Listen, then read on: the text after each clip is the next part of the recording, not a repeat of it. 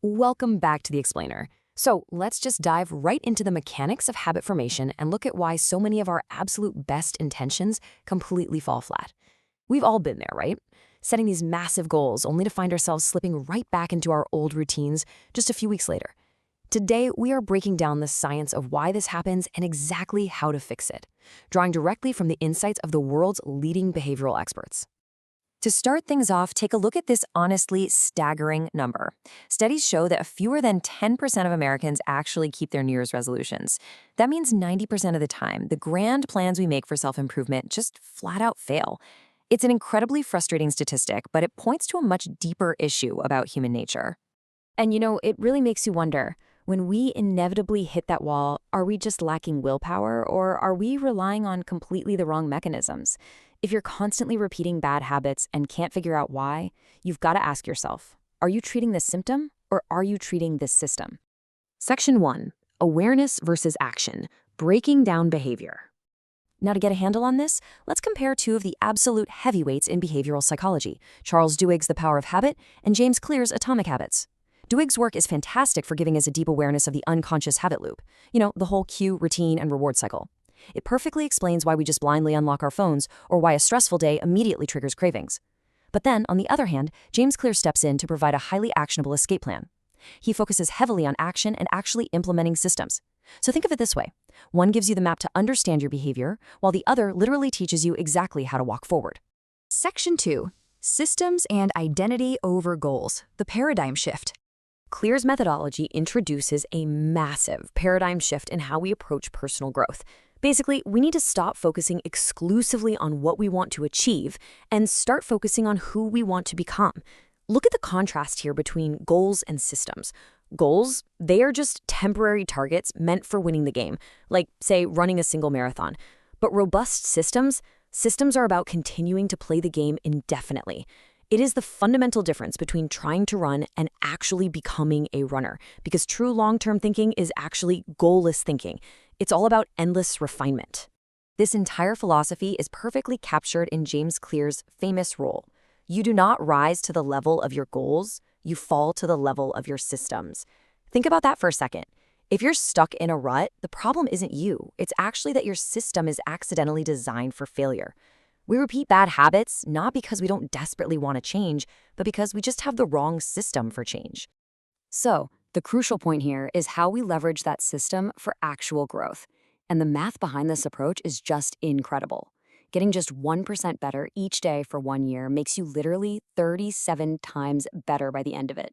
By shifting our identity and aiming for just a tiny, microscopic 1% improvement daily, the mathematical compounding over a single year is massive.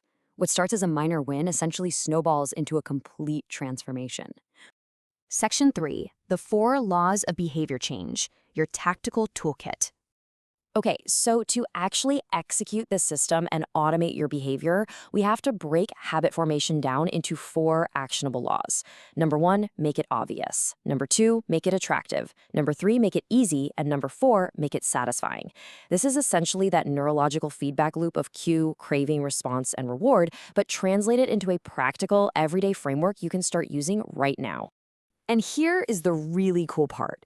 If you want to eliminate a bad habit, you simply invert those exact same laws.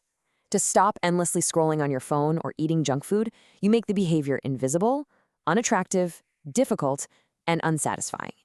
You're basically just removing the cue and dialing up the friction.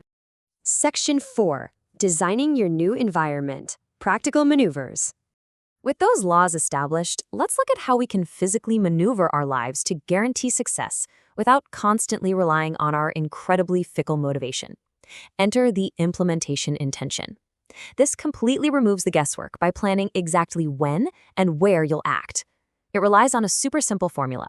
I will do this behavior at this time in this location. So by specifically deciding that you will, say, meditate at 7 a.m. in your kitchen, you are significantly more likely to follow through than if you just sort of hope you'll feel motivated tomorrow morning. Alternatively, you can use a brilliant technique called habit stacking. The formula here goes like this. After I do my current habit, I will do my new habit. You're pairing a new desired behavior right on top of something you already do automatically every single day. So, for example, after I pour my cup of coffee, I will meditate for 1 minute. Your current habit literally becomes the trigger for the new one. And because sight is our most powerful sensory cue, physically altering your environment's an absolute game changer. Seriously, if you want to remember to take your medication, put the pill bottle right by the bathroom faucet. If you want to watch way less TV, unplug the thing after every single use. If you want to practice guitar, put the stand right in the middle of the living room. Your environment is the invisible hand that shapes your human behavior. Section 5. Habit trackers never break the chain. Finally, to really lock in that fourth law, making it satisfying, we need a visual tool to prove to ourselves that our identity is actually changing. Tangible objects, like this clear habit journal, bridge the gap between theoretical psychology and your real, everyday physical world. Having a dedicated physical space to visualize your progress keeps your habits completely top of mind. And this illustrates the power of tracking perfectly. Marking a simple X on a grid provides an immediate visual reward that makes the habit deeply satisfying to complete. As time rolls by, that calendar becomes a concrete, visual record of your streak. Comedian Jerry Seinfeld actually used this exact strategy to write jokes. His entire mantra was simply never break the chain. He didn't care if the jokes were good or if he even felt inspired that day. He was simply focused on showing up and adding to his streak. Don't break the chain of workouts, and you'll get fit. Don't break the chain of creating, and you'll build a massive portfolio. It really all boils down to this incredible thought from James Clear. Every action you take is a vote for the type of person you wish to become. Lasting change isn't about massive, overnight overhauls that are just going to burn you out in a week. Not at all. It is about the steady, quiet accumulation of tiny, consistent votes for your new identity. So, as we wrap up this explainer, I want you to take a hard look at your own daily routines and ask yourself, what tiny vote will you cast today? What micro action are you going to take right now to design your environment, lock in a system, and ultimately build your future? Your habits are already deciding your future for you, so I think it's time to start intentionally deciding your habits.